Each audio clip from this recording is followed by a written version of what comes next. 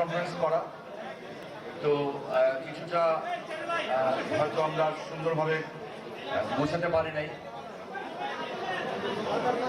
আর যিনি এটা সবসময় করেন আমাদের এই কাজটা, আমাদের শাহ নিজাম, উনি নিজে করোনায় খুব ইফেক্টিভ।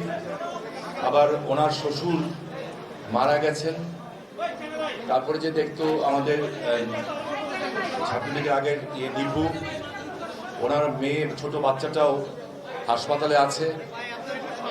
এবং তাছাড়া আমাদের কর্মীদের মধ্যে একটা বিপক শোকের ছায়া আছে যে গতকাল আমাদের ছাত্রলীগের কিছুদিন আগে যে সাধারণ সম্পাদক ছিল আমাদের অত্যন্ত আদরের সুজন মারা গেছেন। এই সব কিছু মিলিয়েই আমরা একটা মানসিক বিপর্যস্তের মধ্যে আছি। সেই কারণে আমরা সবাইকে ঠিকমতো বসতেও দিতে পারছি না। আমাদের নারায়ণগঞ্জে যারা আছেন তাদের কাছে একটা অনুরোধ থাকবে, বিশেষ করে ঢাকার থেকে যারা এসছেন তাদেরকে যাতে আমরা একটু সম্মান দেখাতে পারি, এইটুকু আমরা আমাদের নারায়ণগঞ্জের যে ঐতিহ্যটা যাতে বজায় রাখতে পারি।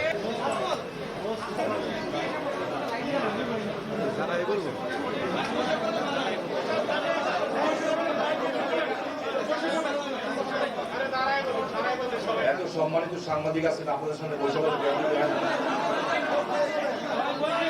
আসলে পয়সা বলার অভ্যাসই আমাদের নাই। আচ্ছা আচ্ছা, বুঝতে পারছি। আপনারা যা বলবেন তাই শুনবো ভাই।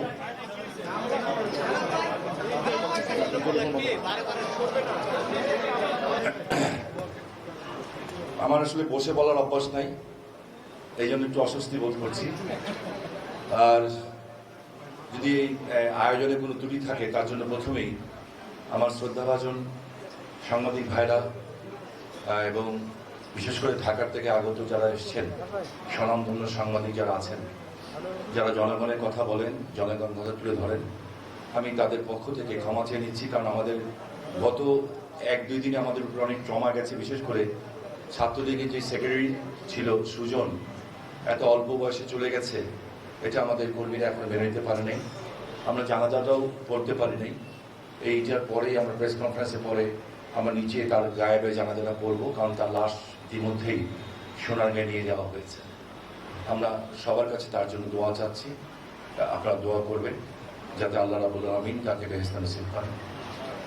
যাই হোক, আমি প্রথমেই ধন্যবাদ জানাচ্ছি যে আমার মতো একটা ক্ষুদ্র মানুষ, অতি ক্ষুদ্র সামান্যতম একটা মানুষের আহ্বানে আমি প্রেস কনফারেন্স করতে এসেছি। যদিও ওই প্রেস কনফারেন্স করা আমার কথা না, ঠিকও না। আমি ক্ষমা চেয়ে নিচ্ছি নির্বাচন কমিশনের কাছে যে আমি একজন আইন প্রণেতা হয়ে আইন ভঙ্গ করাটা নিজের কাছেই নিজের অপরাধী মনে হয়।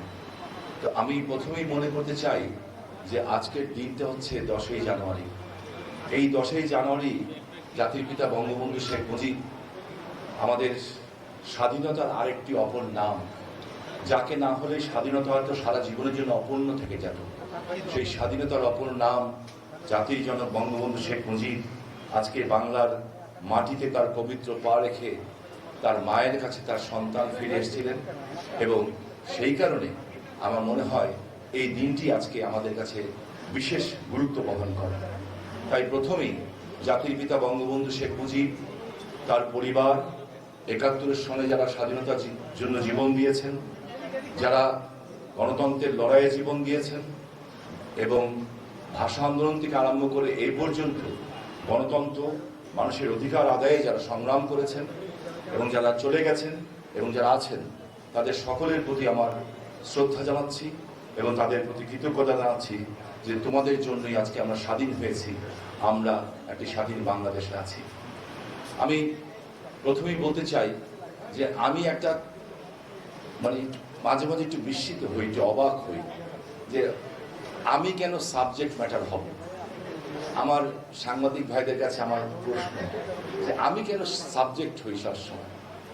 নারায়ণগঞ্জ সিটি কর্পোরেশন একটা ছোট্ট সিটি কর্পোরেশন, মাত্র 5,16,000 না 19,000 একটা ভোট। আমার পাশে যারা নেতৃবৃন্দ আছেন তারা জানেন, এখানে সব নেতৃবৃন্দ আছেন যারা পদপদবীতে নেতা, অনেক বড়, কিন্তু তার চেয়ে বড় পরিচয় হলো এরা তৃণমূলের নেতা, রাস্তার থেকে উঠে আসা নেতা এবং ৭৫-এর ১৫ই আগস্টের পরে আসা নেতা, যারা বঙ্গবন্ধুহীন এবং শেখ হাসিনাহীন বাংলাদেশে তারা রাজনীতি করেছেন। যাই হোক, আমি যেই কথাটি বলছিলাম যে আমার প্রেস কনফারেন্স করার কথা না, কারণ ৫.৫ লাখ লোকের একটা ভোট, আমার নির্বাচনী এলাকার মধ্যে এটার একটা অংশ পড়ে, 10টা ওয়ার্ড পড়ে, কিন্তু আমার পাশেও আরেকটা এলাকা আছে ফতুল্লা। আমার ফতুল্লার 3টা ইউনিয়নের ভোট হচ্ছে 6 লাখের উপরে, আর 5টা ইউনিয়নের ভোট হচ্ছে প্রায় 7 লাখের কাছাকাছি। এখানেও কিন্তু নির্বাচন হলো কয়েকদিন আগে, ইভিএমেই নির্বাচন হলো। এই নির্বাচন কেউ টেরও পেল না, আমিও গেলাম না, কথাও বললাম না, নির্বাচনও হয়ে গেল। কিন্তু এই নির্বাচনটা আসতেই জানি কেন একটা মানে সমস্যা হয়ে যাচ্ছে। গরিবের বউ যেন সবার ভাবি হয় না, আমার অবস্থা হয়েছে এই, এও বলে আমি ওনার, উনিও বলে আমি ওনার, দুজন দুজনকে দিয়ে দিতে চায়। কি একটা পজিশনে আমি পড়েছি আমি জানি না। বাট থিং ইজ দ্যাট আমি সত্য কথা বলতে পছন্দ করি। সব সত্য হয়তো এখানে বলতে পারবো না, এই জন্য আমার বিবেকের কাছে আমি ক্ষমা চাচ্ছি, আপনাদের কাছে না। আমি একটা জিনিস বিশ্বাস করি যে truth is beauty and beauty is truth.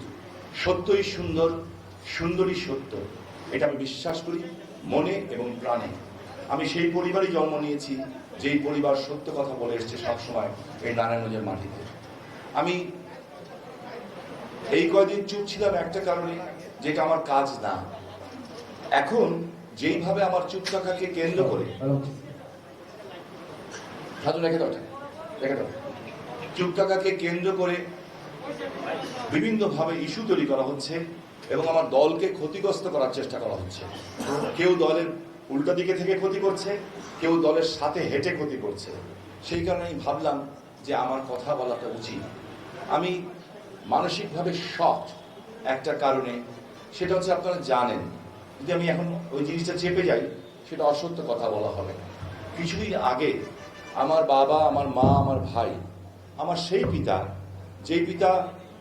যেই বাড়িতে আমার বাইতুল মানে যেই বাড়িতে আওয়ামী লীগ তৈরি হয়েছিল, জাতিপিতা বঙ্গবন্ধু তার নিজের লেখনীতে বারবার যেই বাড়ির কথা বলে গেছেন, সেই বাড়িতে আমার পিতা একেএম শামসুজ্জোহা, যিনি স্বাধীনতার সংগ্রামে নেতৃত্ব দিয়েছিলেন, বঙ্গবন্ধু পরিবারকে মুক্ত করতে চেয়ে নিজে গুলিকাহত হয়েছিলেন, জাতির পিতার কন্যাকে মুক্ত করতে চেয়ে, এবং তার পরিবারকে বঙ্গমাতাকে এবং সহ তাদের পরিবারকে মুক্ত করতে চেয়ে। সেই পিতা, আমার মা ভাষা সৈনিক, আমার বড় ভাই নাসিম ওসমান মুক্তিযোদ্ধা ছিলেন, এবং যেদিন বিয়ে হয় সেই রাত্রেই শেখ কামাল ভাই রাতে 12:30 পর্যন্ত আমাদের বাড়িতে ছিলেন, মানে বিয়ের অনুষ্ঠানে ছিলেন। এবং সেদিন হয়তো নারায়ণগঞ্জে আসলে ইতিহাস অন্যভাবে লেখা হতো, ওনার আসার কথা ছিল। আমার সেই ভাই বিয়ের পরের দিনই, পরের রাতেই আমার মা তাকে আমার মার যত গয়না এবং বিয়ের যত অনুষ্ঠানের গয়না সব কিছু একটা কাপড়ে বেঁধে দিয়ে দিয়েছিলেন যে প্রতিশোধ নিতে যাও।